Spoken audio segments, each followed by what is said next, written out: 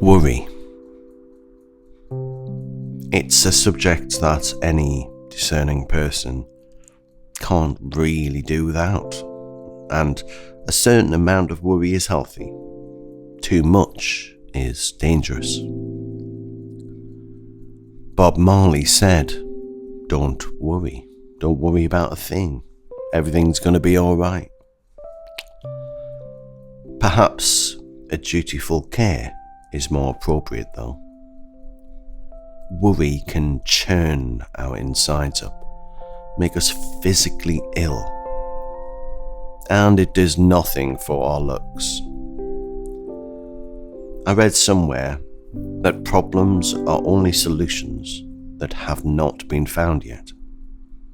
I wish this was always the case, as some problems cannot be solved, and our resolute is that is also important. Worry begets stress, and stress a whole load of problems. Ask yourself, does anyone else worry as much as you do? Do they look well on that? Desperation also comes from worry. My nana used to say, "Don't worry about other people.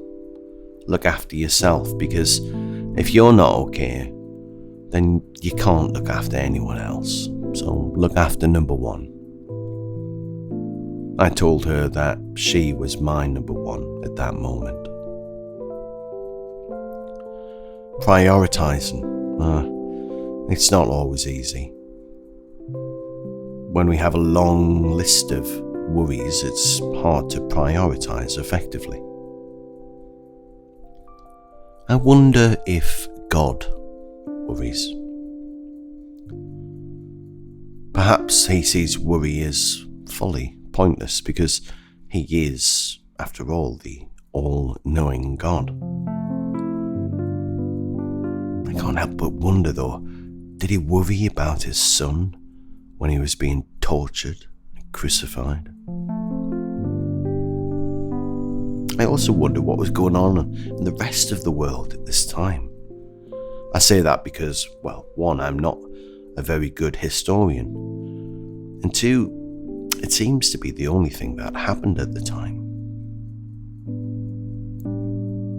If God wasn't worried about his son being tortured, it's certainly evident that his mother was. The Bible doesn't state whether he was or wasn't worried, so we can't make the assumption that God was worried or not, either way. His mother, crushing stones in pure anguish as she watched her boy tortured, is even more than worry. The built-up frustration that worry had led to, and then, of course, seeing her son killed. Was Jesus worried? His crucifixion was definitely on his mind, and the Last Supper proves this.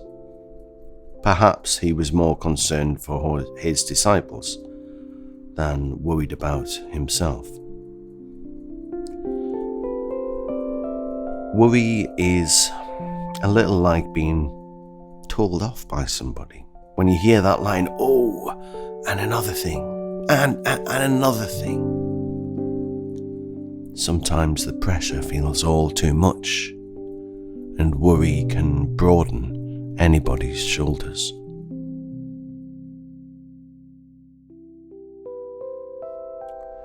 The first reading is from John, chapter 19. Pilate took Jesus and flogged him, and the soldiers twisted together a crown of thorns and put it on his head, and arrayed him in a purple robe. They came up to him, saying, "Hail, King of the Jews," and struck him with their hands. Pilate went out again and said to them, "See, I am bringing him out to you, that you may know that I find no guilt in him."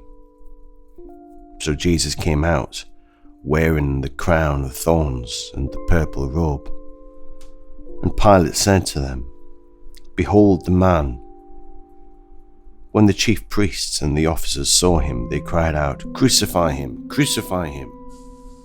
Pilate said to them, "Take him yourselves and crucify him, for I find no guilt in him." The Jews answered him, "We have a law, and according to that law, he ought to die, because he has made himself the Son of God." When Pilate heard this statement, he was even more afraid. He entered his headquarters again and said to Jesus, "Where are you from?" But Jesus gave him no answer. So Pilate said to him, "You will not speak to me? Do you not know that I have authority to release you and authority to crucify you?" And Jesus answered him, "You would have no authority over me at all, unless it had been given you from above. Therefore, he who delivered me over to you has the greater sin." From then on, Pilate sought to release him, but the Jews cried out, "If you release this man, you are not Caesar's friend. Everyone who makes himself a king opposes Caesar." So when Pilate heard these words, he brought Jesus out and sat down on the judgment seat at a place called the Stone Pavement, and in Aramaic Gabbatha. Now it was the day of preparation of the Passover. It was about the 6th hour. He said to the Jews, "Behold your king." They cried out, "Away with him! Away with him! Crucify him!" Pilate said to them, "Shall I crucify your king?" The chief priests answered, "We have no king but Caesar." So he delivered him over to them to be crucified.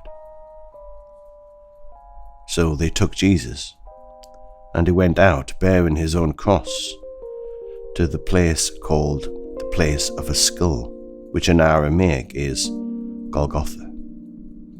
There they crucified him, and with him 2 others, one either side, and Jesus between them. Pilate also wrote an inscription and put it on the cross. It read, "Jesus of Nazareth, the King of the Jews." Many of the Jews read this inscription, for the place where Jesus was crucified was near the city, and it was written in Aramaic, in Latin, and in Greek. So the chief priests of the Jews said to Pilate, "Do not write the King of the Jews, but rather, this man said, 'I am the King of the Jews.'" Pilate answered, "What I have written, I have written."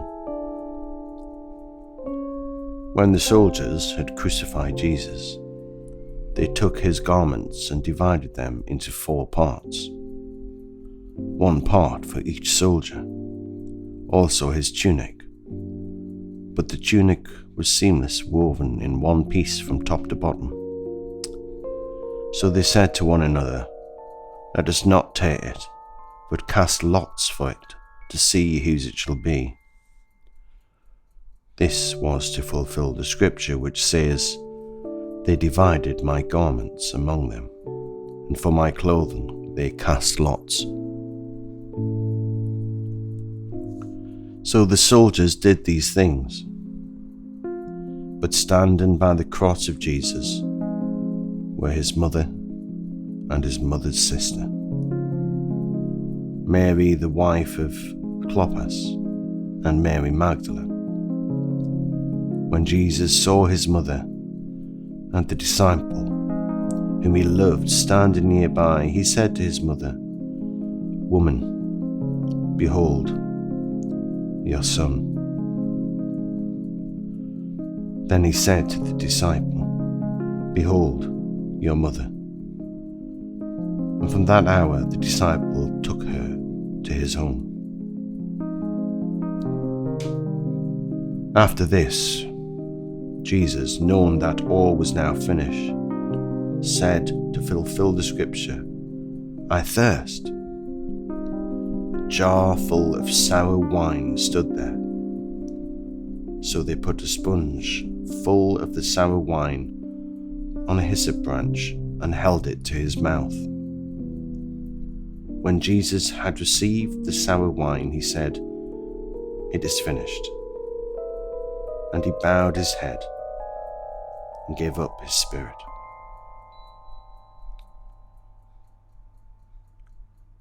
Since it was the day of preparation, and so that the bodies would not remain on the cross of the Sabbath, for the Sabbath was a high day, the Jews asked Pilate that their legs might be broken, and that they might be taken away.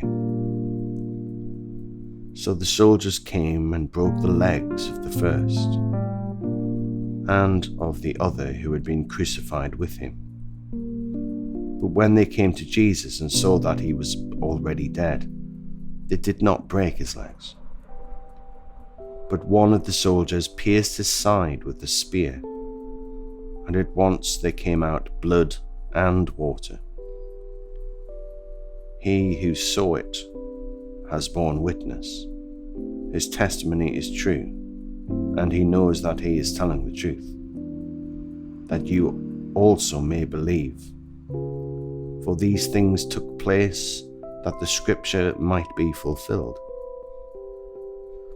Not one of his bones will be broken. And again another scripture says, They will look on him with whom they have pierced. After these things, Joseph of Arimathea, who was a disciple of Jesus, but secretly for fear of the Jews, asked Pilate that he might take away the body of Jesus. And Pilate gave him permission. So he came and took away his body. Nicodemus also, who Galilee had come to Jesus by night, came bringing a mixture of myrrh and aloes, about 75 pounds in weight. So they took the body of Jesus and bound it in linen with spices, as it is the burial custom of the Jews. Now in the place where he was crucified, there was a garden, and in the garden a new tomb in which no one had yet been laid. So because of the Jewish day of preparation, since the tomb was close at hand, they laid Jesus there.